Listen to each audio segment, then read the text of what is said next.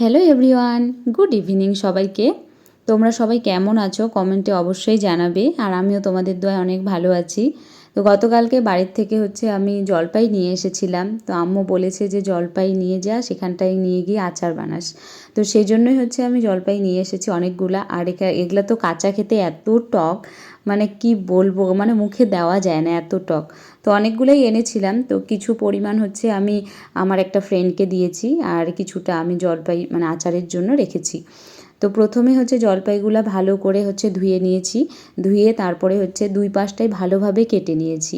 মানে একদম বীচের গা বরাবর কাটতে লাগবে, যাতে সমস্ত মশলাগুলো ঢুকে যায়। তো সেই জন্য সেইভাবেই কাটতে হবে।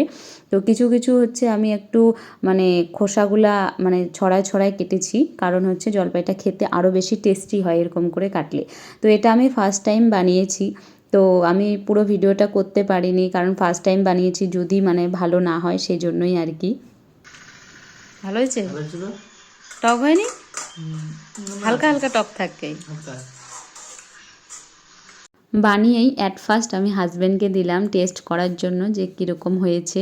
তো ও বলল ভালোই হয়েছে। তো শুনে ভালো লাগলো যে না, আচারটা ভালো হয়েছে। তারপরে আমিও একটু খেলাম।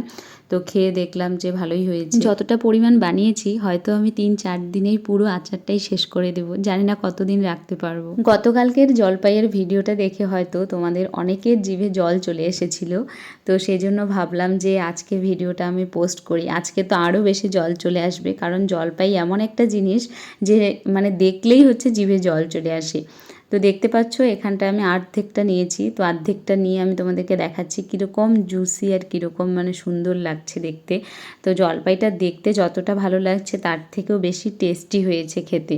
তো আমার খুবই ভালো লেগেছে। এটা অনেক দিন স্টোর করা যাবে, যেহেতু আমার কাচের বয়াম ছিল না, সেই জন্য এই বাটিতেই আমি রেখেছি। আজকের জন্য ভিডিওটা এখানেই শেষ করছি। দেখা হচ্ছে নেক্সট ব্লগে।